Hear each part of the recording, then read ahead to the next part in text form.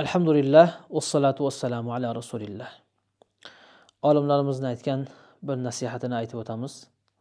Aziz birodarlar, bugungi kunda do'konlar qanchalik ko'p bo'lsa, dorixonalar, aptekalar bundan ham ko'p.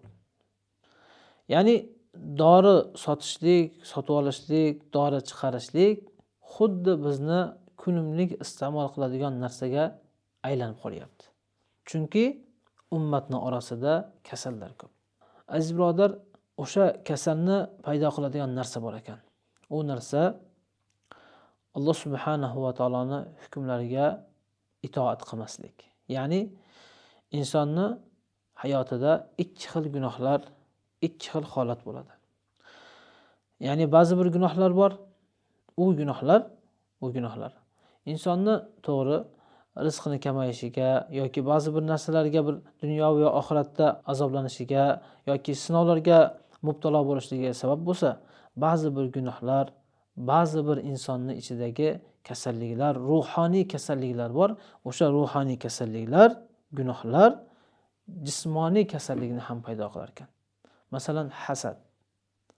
Bir insonga boylik kelsa, bir inson farzandli bo'lsa, biror mashina olsa, dunyoviy yoki oxiratga taalluqli bo'lgan yaxshiliklarga yetsa, odamlar nima bo'ladi? O'shani ko'rib hasad qiladi. Hasad degani nima degani? Hasad degani bir inson bir ne'matga yetsa, o'sha ne'mat nariga odamdan ketishligini xohlaydi-da. O'zi yetmasa ham mayli. Nima deydi? Men yetmasam ham shundan oldiraman deydi-da. Men yemasam yeyman deydi, lekin shunga yedirmayman. Qisqasi, nariga odamdek berilgan ne'matni o'sha yo'qotishni, kamaytirishni va o'sha insonni kambag'al qilishni yoki bir insonni mashinali bo'lsa, u mashinadan ajrashni xohlaydi. Shu narsani hasad deb qo'yadi. Aziz birodarlar, hasad bu harom. Hasad nafaqat harom, ya'ni harom bo'lishlik bilan birgalikda insonning hayotini ham yeb qo'yadi. Insonni nervini keltiradigan va insonning ichki kasalliklariga va zohiriy botiniy juda qattiq ziyon bo'ladi. Va Alloh subhanahu va taoloni ne'matiga noshukrchilik va kufronun ne'ma, o'sha Alloh subhanahu va taoloning bergan ne'matiga va taqdiriga norozichilik va bu Alloh subhanahu va taoloni taqdiriga to'liq qarshi chiqqanlik bo'ladi. Shuning uchun azizlar, olimlarimiz aytadi, bir musulmonga yaxshilik yetsa, siz so'yining.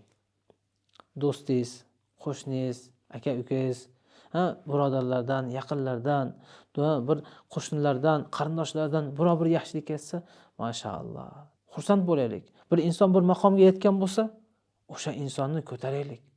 Xafa qilib, uni tushirishni harakatini qilmasdan, balki o'zimiz harakat qilib o'sib ketsak mayli. Lekin uni tushirishlik bilan biz mashg'ul bo'ladigan bo'lsak, vaqtimiz va boshqa narsalarimiz ham bekordan bekor isrof bo'ladi.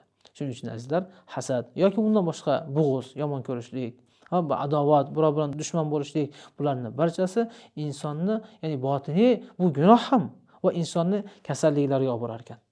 Ya'ni bu ruhoniy gunoh, yomon sifat va o'sha yomon sifat borib mana ba'zi bir insonlarni rak bo'lishiga, ba'zi bir insonlarni insultga borishiga yoki ba'zi bir insonlarni qattiq bir kasal bo'lishligiga ham shu yomon gunohlar sabab bo'lar ekan. Alloh subhanahu va taolo barchalarimizni yomon sifatlardan va gunohlardan yiroq qilgan bo'lsin. Assalomu alaykum va rahmatullohi va barakatuh.